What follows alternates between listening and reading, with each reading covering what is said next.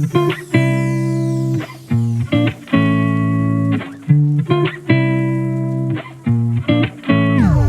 friends, welcome back to my channel. I'm CS Jaspreet. I hope you all are doing well and preparing for your exams.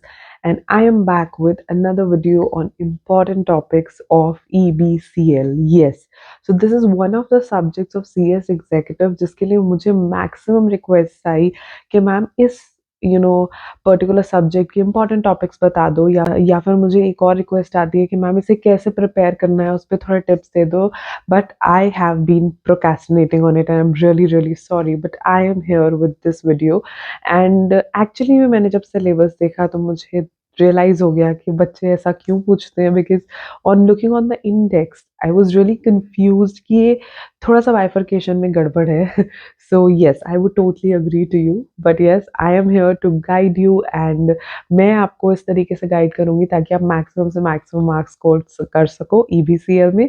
And this video is regarding the important topics of EBCL, and very soon I will be coming up with the video on the tips on how to prepare EBCL as well. But before that, if you're viewing me for the first time, hi, I'm CS Jaspreet. I post videos for CS, CMA students, so feel free to check the content I create. Subscribe to my channel if you have not done it yet, and hit the bell icon right next to it so that whenever I upload any video, you get notified.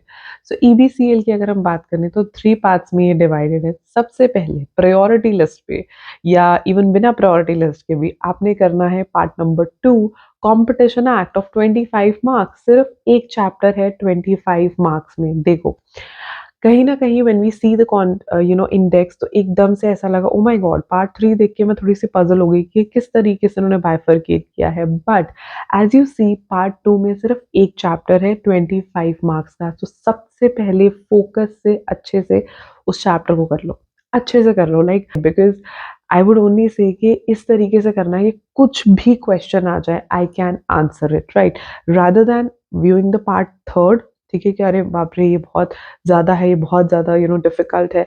View part second also, right. Part 2 में आप 25 marks direct score कर सकते हो bye starting just one chapter. Understand that. इस पूरे chapter की theory को अच्छे से करो. इस पूरे चैप्टर में जितने कॉन्सेप्ट्स हैं, इस पूरे चैप्टर के पास्ट ईयर क्वेश्चंस को अच्छे से करो ताकि कुछ भी आपसे पूछा जाए you are able to answer it, right. तो सबसे पहले आपने करना है part 2 and you have to do each and every word of this chapter. This is how I can analyze and this is how I can emphasize it. उसके बाद I would say कि go for part 1 जो कि है 40 marks का, जिसमें foreign exchange management and NBFCs की बात होती है ना. इसमें भी राउंड अबाउट 12 चैप्टर्स है. तो I will tell you the most important chapter. सबसे पहले आपने करना है फॉरेन एक्सचेंज मैनेजमेंट एक्ट का जो चैप्टर है, चैप्टर नंबर 2, उसे एक बार अच्छे से कर लेना है. Then do chapter number 10 of NBFC. As the name suggest आपको फेमा एंड NBFC के जो टॉपिक्स हैं वो अच्छे से आने चाहिए. तो ये 2 टॉपिक्स करने के बाद, ये 2 चैप्टर्स करने के बाद आप दोबारा वापस आ जाओगे chapter number 4 and chapter number 5 का, जो अगेन फॉरेन फंड्स से रिलेटेड है, फॉरेन डायरेक्ट इन्वेस्टमेंट है.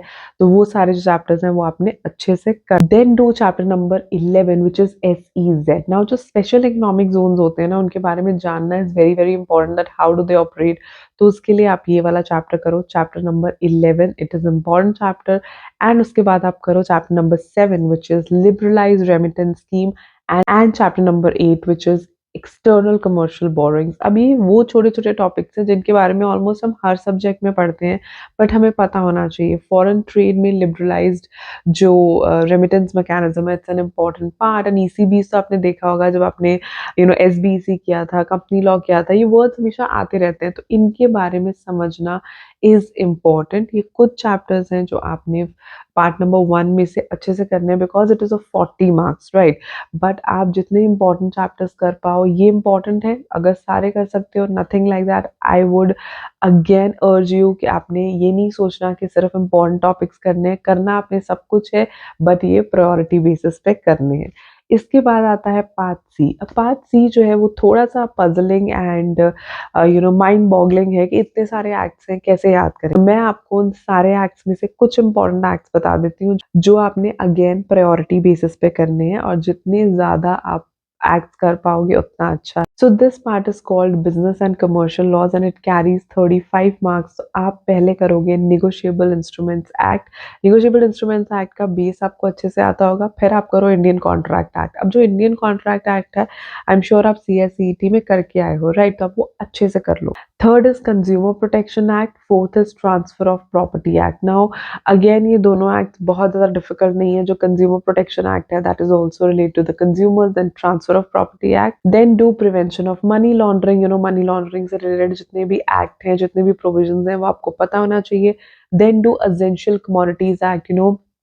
एक्ट जो है वो जो एसेंशियल कमोडिटीज हमारी होती हैं, उनके ऊपर एक्ट कैसे वर्क करता है। And lastly legal metrology act and real estate act. Now again अगर आप सारे कर सकते हो तो करो, बट ये कुछ इंपॉर्टेंट एक्ट्स हैं जो आपने अच्छे से करने ही करने हैं। उन सारे दिए गए एक्ट्स में से they will help you clear the exam and also exempt in EBCL, right? तो मुझे पता है कि थोड़ा सा डिफिकल्ट है EBCL, बट मुझे ऐसा लगता है कि जितना डिफिकल्ट ये है, उससे ज़्यादा आप उसे बना रहे हो शायद उसका जो इंडेक्स देके कि ओ माय गॉड मैं इसमें कैसे करूँगी या करूँगा।